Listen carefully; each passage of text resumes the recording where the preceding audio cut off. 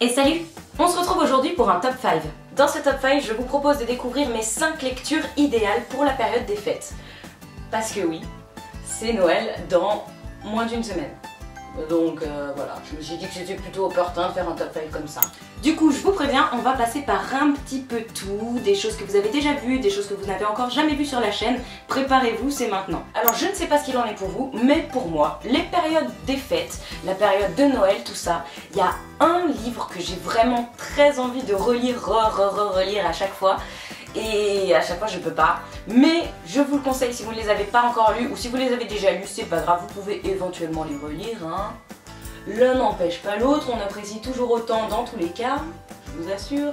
Et tout ça n'a rien de vraiment très original puisqu'il s'agit bien évidemment de la saga, la série Harry Potter. Oui, de J.K. Rowling, oui, celle-ci même que tout le monde connaît, que tout le monde a déjà lu. Voilà, bah moi c'est la petite saga que je kiffe lire pendant les fêtes de Noël. Et je peux pas le faire, je peux pas, j'ai pas le temps. Donc si vous avez le temps, bah, n'hésitez pas quoi, vraiment, parce que de la bombe. Si vous avez pas lu Harry Potter, écoutez, moi je sais plus quoi faire. Voilà. Je sais pas quoi vous dire en fait. Du coup, clairement, Harry Potter a sa place dans ce top 5. On poursuit ce top 5 avec une autre série que je vous ai déjà présentée maintes fois sur la chaîne, mais là, c'est Noël, c'est l'hiver, donc forcément, qu'est-ce que je vais vous demander de lire là? Franchement, Les fiancés de l'hiver, bien sûr! Bah ouais, bien sûr, les fiancés de l'hiver.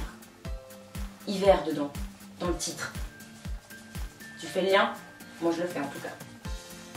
Vous savez tous que Christelle Dabos, avec cette saga, a marqué mon cœur à vie, à jamais, jusqu'au bout du monde, je la suivrai. Et voilà, vous ne pouvez pas passer à côté pendant les périodes des fêtes. Il n'y a rien de mieux que cette petite touche de magie, cette petite touche de mythologie complètement inventée, sortie de nulle part, qu'on ne sait pas d'où ça vient, mais que c'est vraiment génialissime. Genre vraiment génialissime, hein. Je dis pas ça juste comme ça, vraiment c'est top, c'est top.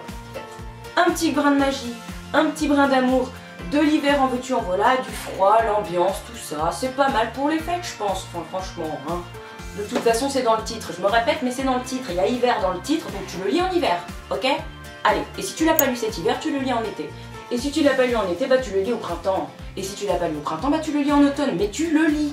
Tu arrêtes tes conneries maintenant. Oh, on y va. Alors bon, suivant. Et on passe tout de suite à une lecture que je ne vous ai jamais présentée sur la chaîne. Attention, de l'exclusivité sur Bulldog. Attention, c'est les fêtes, hein, je vous préviens.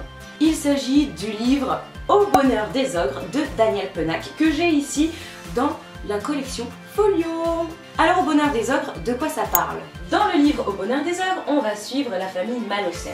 Une petite famille toute bizarre, toute chelou avec un petit bébé, un grand-père, un jeune adulte qui doit s'occuper de toute la petite famille.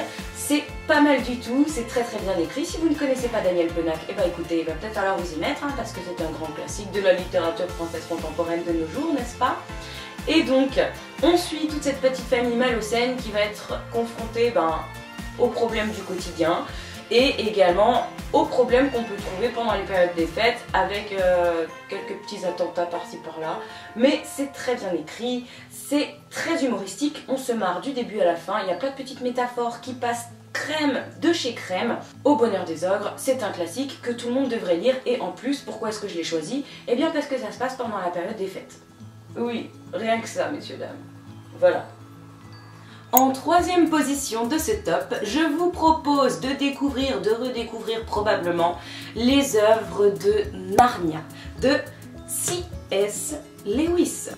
Alors là j'ai l'intégrale, hein, donc il est un peu gros, je l'admets, mais il faut savoir qu'il y a 7 livres dans celui-ci. Alors vous n'êtes pas obligé de lire les 7 à la suite, tu vois, tu peux lire au moins le premier, ou en tout cas un de mes préférés, qui moi est Le Neveu du Magicien, où on a toute la mise en place de la mythologie du monde de Narnia, et c'est tip top.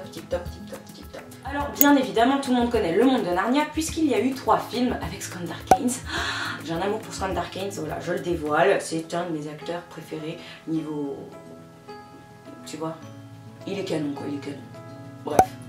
Donc tout le monde connaît Narnia et je pense pouvoir dire que pour les périodes des fêtes. Moi en tout cas, je kiffe toute cette atmosphère pleine de magie, de créatures fantastiques, de sorcières, de vilains, de méchants, de rois, de reines, d'enfants, de bonbons, de loukoum.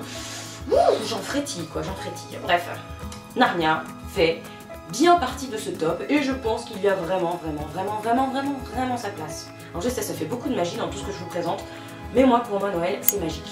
Et enfin, parce qu'il ne faut jamais changer une équipe qui gagne, je reste dans ma petite voie de magie là et je vous propose de découvrir ou de redécouvrir un livre que je vous ai déjà présenté, notamment l'année dernière puisque c'est un cadeau que j'avais eu pour Noël de la part de ma petite Margot et que j'avais lu pendant ses fêtes d'ailleurs, j'avais beaucoup apprécié.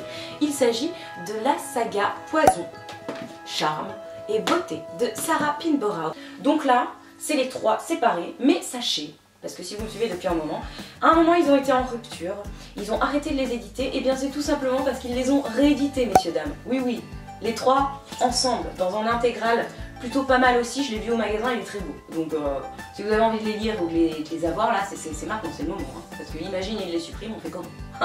Voilà, donc là j'ai les trois, mais vous pouvez en avoir un.